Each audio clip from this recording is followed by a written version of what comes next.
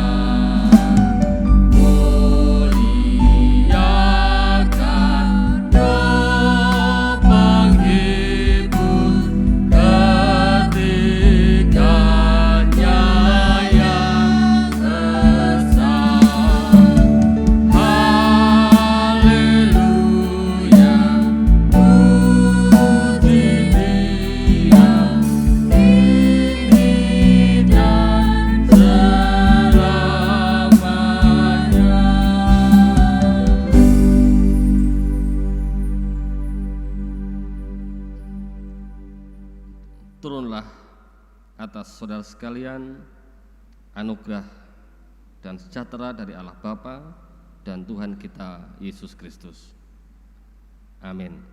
Dipersilahkan untuk duduk kembali. Bapak, Ibu, dan saudara yang terkasih, kita sungguh bersyukur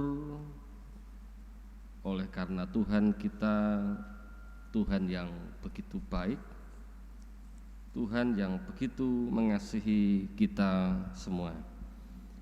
Makanya di pagi hari ini mari kita dengan penuh sukacita kita memuji Tuhan dengan pujian Kidung Jemaat nomor 237.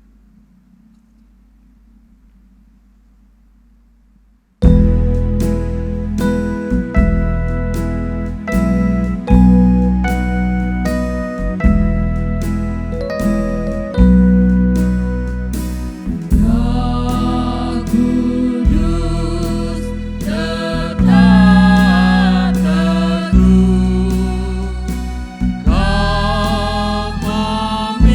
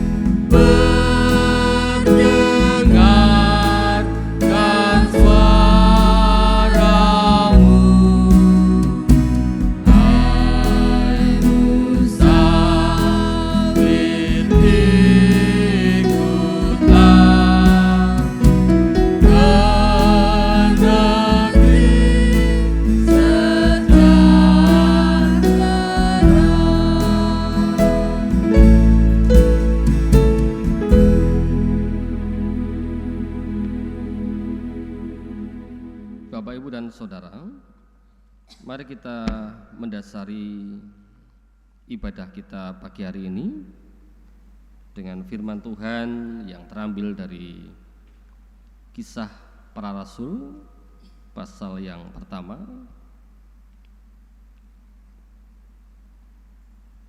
ayat yang ke-8 akan saya bacakan demikian firman Tuhan. Tetapi kamu akan menerima kuasa kalau Roh Kudus turun ke atas kamu, dan kamu akan menjadi saksiku di Yerusalem dan di seluruh Yudea dan Samaria dan sampai ke ujung bumi. Demikian jauh pembacaan kebenaran firman Tuhan pagi hari ini. Yang berbahagia ialah setiap kita yang mendengar dan melakukan dalam kehidupan kita semua. Amin. Mari kita tunduk kepala dan berdoa. Tuhan, kami bersyukur jika pagi hari ini kami dapat menikmati berkat-berkat surgawi yang sungguh sangat luar biasa atas kami, sehingga kami boleh hadir di tempat kudus-Mu ini untuk menyembah, memuji, dan memuliakan nama Tuhan.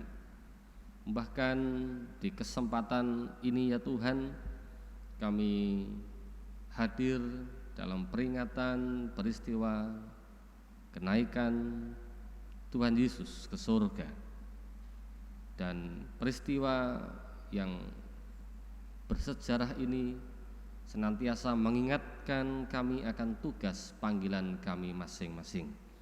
Dan firman Tuhan akan kami terima dan kami siap untuk mendengarkannya ya Bapa. Jauhkanlah kami dari segala kuasa-kuasa kegelapan. Di dalam nama Tuhan kami Yesus Kristus kami berdoa. Amin. Bapak, Ibu, dan Saudara, sebelum mendengarkan firman Tuhan, mari kita memberikan persembahan kepada Tuhan, dan kita iringi dengan pujian Kidung Jemaat nomor 337.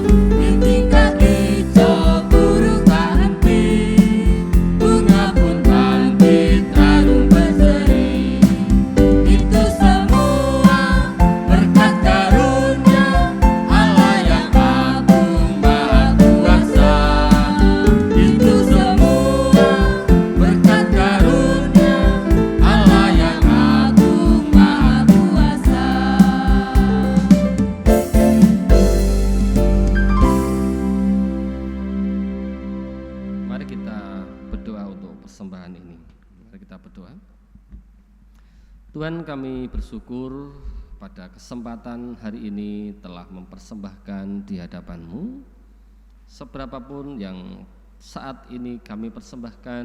Biarlah Tuhan menguduskan, menyucikannya, sehingga persembahan ini akan berguna untuk kemuliaan nama Tuhan, kemajuan gereja-Mu khususnya di GITJ Paloh Jati ini. Terima kasih ya Tuhan, kami mau serahkan sepenuhnya persembahan kami pada pagi hari ini dengan segala ucapan syukur kami. Amin.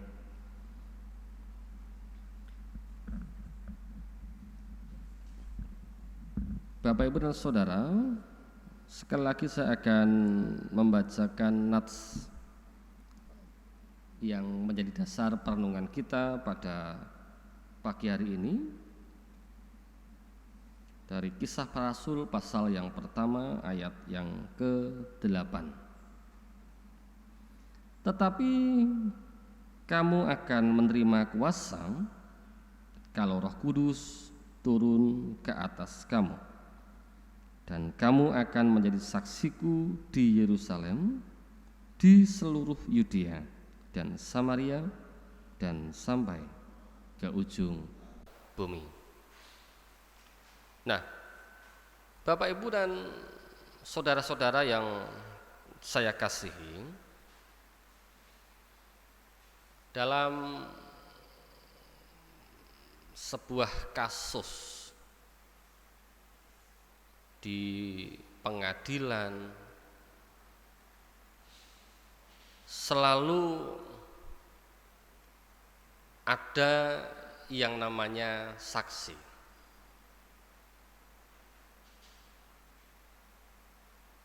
Saksi diharapkan menceritakan apa yang didengar, apa yang dilihat, dan apa yang diketahui. Jadi seorang saksi itu seorang yang benar-benar tahu terjadinya satu peristiwa, baik itu tindakan kriminal maupun pidana-pidana yang lain. Dan seorang saksi diharapkan menceritakan dengan jujur, dengan sungguh-sungguh, dan dengan penuh keberanian. Saya katakan demikian, Bapak, Ibu, dan Saudara, faktanya tidak semua saksi itu berani berkata dengan benar dan jujur dalam kasus-kasus tertentu. Apalagi ketika saksi itu mengalami intimidasi, atau jika tidak demikian disuap, sehingga dia membelokkan apa yang seharusnya dia ceritakan, yang dia ketahui, dengan cerita-cerita yang tidak benar. Dalam kitab suci juga pernah diceritakan ketika Tuhan Yesus bangkit dari kematian, maka prajurit atau orang-orang yang dipercaya untuk menjaga makam Yesus ini dikasih uang dan menyampaikan ke publik, ke banyak orang, jika mayat Tuhan Yesus itu telah dicuri murid-muridnya. Dia ingin menyampaikan bahwa Yesus itu bukan bangkit, tetapi Yesus mayatnya itu dicuri oleh orang sehingga tidak ditemukan mayat Yesus di kubur Yesus itu. Jadi sejak zaman dulu, zaman Alkitab ini ditulis, juga telah terjadi satu kisah yang seperti itu. Apalagi di zaman sekarang sangat mungkin hal-hal seperti itu terjadi dalam kehidupan kita. Nah, Bapak Ibu dan Saudara, ketika Yesus bangkit, lalu dia memperlihatkan dirinya kepada banyak orang akan kebangkitannya selama 40 hari. Lalu di situ Yesus akan naik ke surga. Namun sebelum Yesus naik ke surga, Yesus meminta kepada murid-muridnya dan mengharapkan murid-muridnya di kemudian akan menjadi saksi-saksi Kristus. Saksi yang benar-benar memiliki keberanian menceritakan bahwa Yesus itu Tuhan, bahwa Yesus itu benar-benar bangkit, bahwa Yesus itu memang Allah yang maha kuasa di atas segala-galanya. Para murid telah melihat dengan mata kepalanya bahwa Yesus itu benar-benar menampakkan diri bahkan bersama-sama dengan mereka, bahkan menunjukkan tangannya yang dulu sempat dipaku di atas kayu salib itu. Luka-lukanya masih begitu jelas. Jadi sebelum Yesus naik ke surga meninggalkan para muridnya, Yesus sangat berharap agar murid-muridnya ini nanti akan menjadi saksi. Bapak Ibu dan Saudara, kalau menjadi saksi itu tidak mudah. Dibutuhkan kejujuran, dibutuhkan keberanian. Karena tantangannya akan begitu besar. Maka Yesus pun tidak hanya berkata menjadi saksi saja, tetapi Yesus berjanji bahwa mereka akan menerima Roh Kudus, yaitu Roh yang akan menolong murid-muridnya untuk benar-benar menjadi saksi Tuhan. Dan kesaksian itulah yang akan membuat banyak orang menjadi percaya kepada Tuhan. Jadi para murid itu bukan berjalan sendiri. Ibarat ketika orang itu mau berperang, maka prajurit-prajurit itu diperlengkapi terlebih dahulu. Baik itu bela diri, baik itu senjata, tameng, dan seterusnya. Para murid diperlengkapi oleh Roh Kudus yang dijanjikan oleh Tuhan. Roh Kudus yang akan menolong mereka, memberikan kekuatan kepada mereka, memampukan para murid agar para murid itu benar-benar menjadi saksi Tuhan.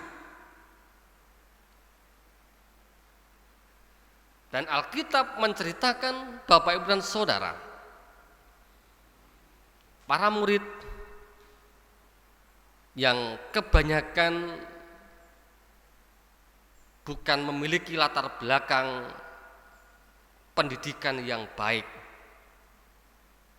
mampu menceritakan kasih Tuhan kepada semua orang. Petrus yang dulunya seorang nelayan memiliki keberanian untuk menyampaikan kebenaran firman Tuhan. Bahkan ribuan orang menjadi percaya kepada Tuhan. Yang pada akhirnya berdirilah gereja yang mula-mula. Mereka itu siapa? Mereka itu memiliki latar belakang nelayan. Bukan berpendidikan tinggi, bukan orang yang hebat dulunya, tetapi mampu bercerita, mampu bersaksi, mampu menyampaikan kasih Kristus itu sehingga banyak orang yang kemudian menjadi percaya kepada Tuhan. Di dalam ayat yang ke-8 tadi dikatakan demikian, tetapi kamu akan menerima kuasa kalau Roh Kudus turun di atas kamu, dan kamu akan menjadi saksiku di Yerusalem dan di seluruh Yudea dan Samaria dan sampai ke ujung bumi. Di Yerusalem mungkin itu bisa dimaknai di lingkungan paling dekat kita, yaitu keluarga kita. Jadi sebagai orang tua, kita harus bisa menceritakan, memberikan kesaksian akan kasih Kristus kepada anak-anak kita. Menceritakan tentang Tuhan kepada generasi-generasi penerus kita, anak-anak di tengah-tengah keluarga kita. Itu yang paling terdekat. Yang kedua, dikatakan demikian. Setelah di Yerusalem, maka dikatakan di seluruh Yudea. Mungkin kalau bisa saya gambarkan, bisa juga diartikan di lingkup yang sedikit lebih luas. Mungkin di antara keluarga-keluarga kita, bagaimana kita itu bisa memberikan kesaksian akan kasih Kristus itu. Sehingga mereka yang hidupnya menyimpang dari ajaran Tuhan itu diingatkan dan boleh dikembalikan ke jalan yang benar. Mungkin saudara-saudara kita ada yang belum percaya kepada Tuhan, atau yang sudah Kristen KTP-nya tetapi hidupnya belum berpadanan dengan Injil atau kasih Kristus itu.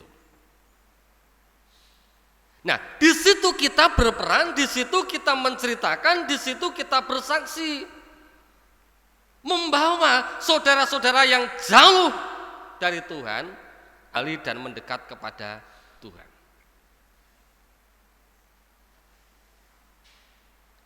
Lalu jika dikatakan selanjutnya sampai ke Samaria dan sampai ke ujung bumi,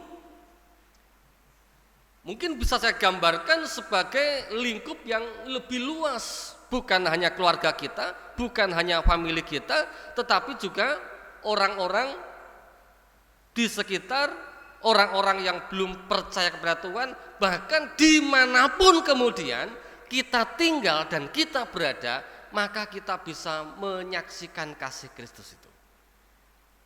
Bagaimana menyaksikan kasih Kristus itu? Menyaksikan bisa melalui cerita lisan, bisa melalui satu tindakan-tindakan kita, perilaku hidup kita yang berpadanan dengan kasih Kristus.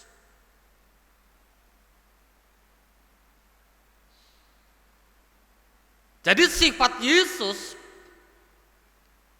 yang Yesus lakukan di tengah-tengah dunia ini, kemudian kita lakukan juga di zaman sekarang ini. Yesus yang penuh kasih, Yesus yang senang menolong, Yesus yang senang menghargai orang lain, Yesus yang senantiasa memberikan keadilan. Jadi Bapak Ibu dan saudara-saudara yang terkasih di dalam Tuhan, kalau Rasul Paulus pernah mengatakan jika kita adalah surat-surat Kristus yang bukan ditulis dengan tinta tetapi Roh Allah sendiri. Dan ini artinya Yesus ingin menuliskan surat kepada orang-orang di dunia ini melalui kita. Bagaimana orang itu bisa mengenal Tuhan, mengenal kebaikan Tuhan? Itu melalui kebaikan kita. Jadi kehidupan kita menjadi contoh, menjadi teladan yang baik di tengah-tengah masyarakat di mana kita berada. Menjadi orang yang senang menolong, orang yang memiliki belas kasihan terhadap sesama kita. Itulah wujud dari kesaksian-kesaksian kita yang akan dilihat dari orang lain. Yang susah Bapak Ibu, KTP kita Kristen, tapi kadang-kadang perilaku kita itu tidak mencerminkan kasih Kristus itu. Misalnya, senang mencuri.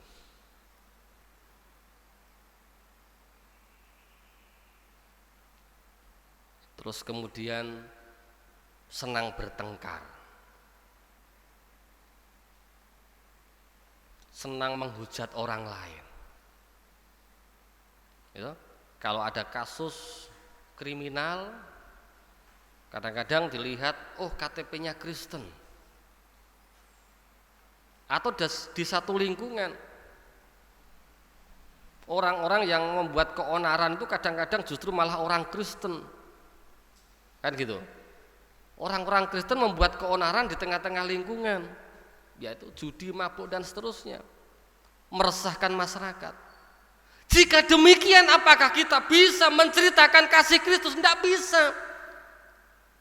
Karena kesaksian hidup kita, perilaku kita yang sesuai dengan ajaran Tuhan itulah yang mesti kita perlihatkan kepada banyak orang. Orang dapat melihat, orang dapat menyaksikan kalau kita itu orang-orang yang benar-benar tulus dan baik. Di tengah-tengah lingkungan yang penuh dengan korupsi, kita bisa berkata jujur dan berani menolak korupsi. Itu baru luar biasa.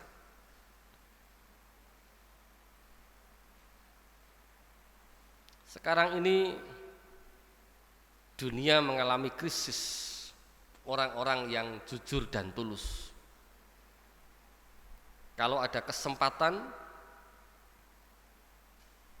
orang akan memanfaatkannya. Kalau bisa korupsi, orang akan korupsi. Kalau bisa mencuri, orang bisa mencuri. Ada kesempatan mencuri, orang bisa mencuri. Ada kesempatan untuk menunjukkan kegagahan, orang akan menunjukkan itu, melakukan itu. Lalu di mana kekristenan kita, di mana kesaksian kita sebagai orang Kristen? Di mana Yesus yang ada dalam diri kita itu kita munculkan, kita tampakkan sehingga dilihat oleh orang lain. Alangkah bangganya kalau saya mendengar orang-orang Kristen itu banyak yang berprestasi, banyak yang menjadi contoh yang baik. Wah, yang suaranya bagus itu siapa? Wah, orang Kristen, luar biasa. Ya, setiap lomba itu juara 1, luar biasa. Ketika ada orang yang kesusahan, siapa yang menolong itu? Wah, orang Kristen ikut berperan, luar biasa.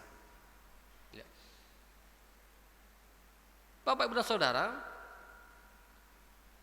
sebenarnya tidak sulit kalau kita memiliki kemauan dan keberanian ya, untuk melakukan itu. Dan bagaimana banyak saudara-saudara kita yang juga menjalankan misinya di daerah-daerah yang banyak belum mengenal Tuhan. Dan di sana pun memiliki tantangan-tantangan yang sangat besar. Dan oleh karena itu Bapak Ibu, pada kesempatan yang indah ini kita diingatkan kembali. Yesus naik ke surga. Namun Yesus memberikan perintah kepada kita untuk menjadi saksi. Dan kita tidak perlu khawatir, karena Tuhan akan memperlengkapi kita dengan Roh-Nya yang Maha Kudus. Itu yang akan memampukan kita untuk menjadi saksi yang baik saksi yang berani, saksi yang tulus dan benar. Sehingga biarlah melalui kita nama Tuhan boleh dimuliakan, nama Tuhan boleh ditinggikan. Kita itu adalah model-model Kristus zaman sekarang. Maka tunjukkan dengan sungguh-sungguh dengan benar. Biarlah orang lain melihat kalau kita benar-benar orang Kristen yang taat, yang sepadan dengan Kristus. Tuhan memberkati kita. Amin. Mari kita berdoa. Terima kasih ya Bapa, Engkau Allah yang baik. Sedikit firman Tuhan, biarlah ini menjadi berkat bagi kami. Firman ini menguatkan, memotivasi kami, mengingatkan kami bagaimana peran kami sebagai saksi Kristus di tengah-tengah dunia ini, yang harus memiliki keberanian untuk menyampaikan kepada banyak orang bagaimana Yesus yang benar-benar hidup, Yesus yang adalah Tuhan, Yesus yang perlu dikenal oleh manusia di seluruh dunia ini. Terima kasih ya Tuhan, terima kasih. Di dalam nama Yesus Kristus kami berdoa dan mengucap syukur. Amin. Mari kita mengakui iman percaya kita di hadapan Tuhan, dan mari kita menyampaikan, mengikrarkan pengakuan iman rasuli. 1. Aku percaya kepada Allah Bapa yang Maha Kuasa, langit dan bumi. 2. Dan kepada Yesus Kristus Anaknya yang tunggal Tuhan kita, 3. yang dikandung daripada Roh Kudus, lahir dari anak darah Maria, 4. yang menderita di bawah pemerintahan Pontius Pilatus, disalibkan, mati dan dikuburkan, turun ke dalam kerajaan maut. 5. Pada hari yang ketiga bangkit pula dari antara orang mati, 6. naik ke surga, duduk di sebelah kanan Allah Bapa yang Maha Kuasa, 7. dan akan datang dari sana untuk menghakimi orang yang hidup dan yang mati. 8. Aku percaya kepada Roh Kudus, 9. gereja yang kudus dan am, persekutuan orang kudus, 10. pengampunan dosa, 11. kebangkitan daging, 12. dan hidup yang kekal. Amin. Jemaat dipersilakan duduk kembali, dan mari kita mengakhiri ibadah ini. Kita memuji nama Tuhan dari Kidung Jemaat nomor 400.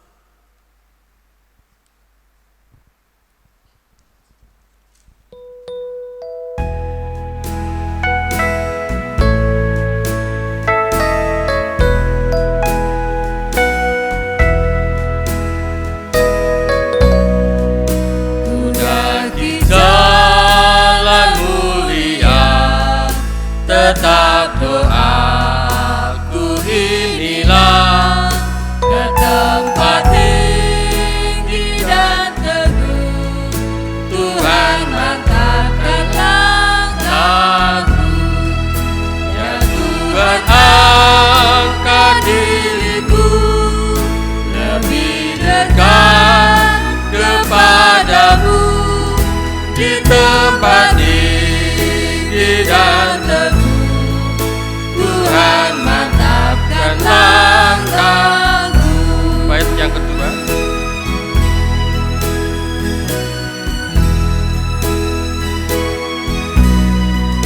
Ku tidak mau menetap di dalam bimbang dan gelap. Rinduanku, tujuanku, tempat yang tinggi dan teguh. Ya Tuhan, angkat diriku lebih dekat kepadamu di tempat tinggi dan teguh. Tuhan mantapkan langkahku.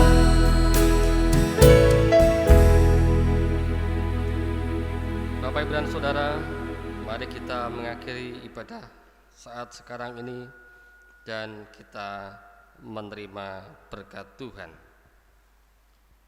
Biarlah Berkat Tuhan, kasih karunia dan damai sejahtera dari Allah Bapa dan Tuhan Yesus Kristus serta persekutuan Roh Kudus menyertai saudara-saudara sekalian mulai sekarang sampai selama-lamanya.